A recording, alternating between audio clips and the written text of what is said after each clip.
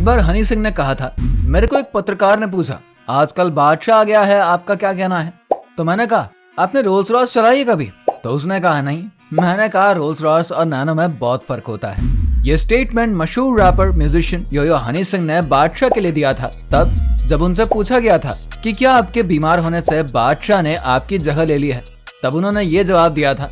और इस समय आजकल फिर से ये मशहूर रैपर सुर्खियों में है, और वो अपने विवाद भरे स्टेटमेंट से।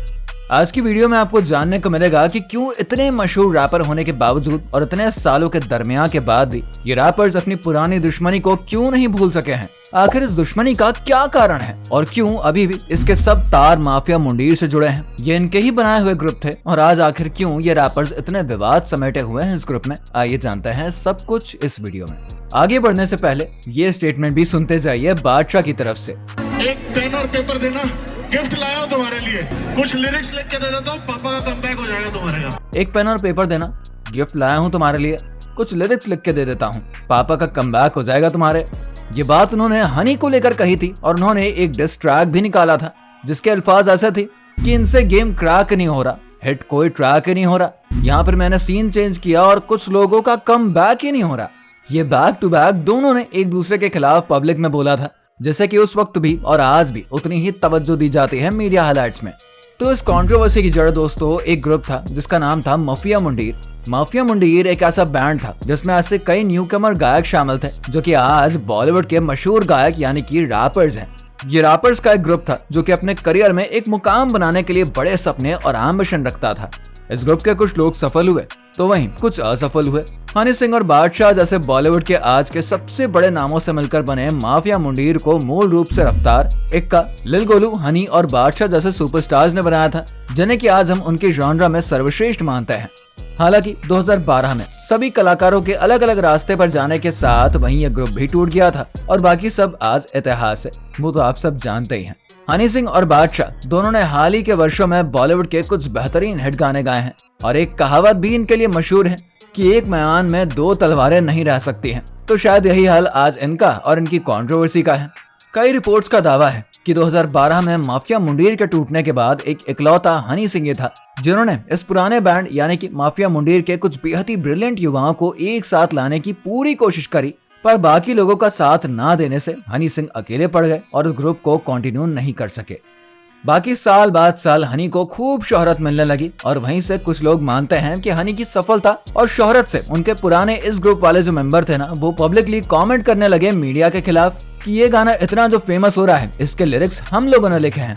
वहीं बादशाह भी दावा करते हैं कि ब्राउन रंग का रैप उन्होंने ही लिखा था, लेकिन हनी कहते हैं कि जब वो इतना अच्छा लिखते थे तो ऐसा दोबारा अपने लिए क्यों नहीं लिख पाए। इनका ये स्टेटमेंट ऑन रिकॉर्ड है ललन टॉप के guest in the news room में।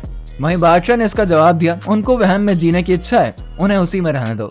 हनी से उसी इंटरव्यू में पूछा गया कि आप दोबारा काम करना चाहेंगे माफिया मुंडीर से, तो उनका जवाब था, अगर रफ्तार, लिल गोलू और इक्का इनके साथ काम करने का मौका मिलेगा तो मैं डेफिनेटली जरूर करूंगा, क्योंकि ये सड़क के उठे टैलेंट है। मैं रफ्तार की इज्जत करता हूँ क्योंकि वो स्ट्रीट से उठा हुआ टैलेंट है, बट बादशाह नेवर।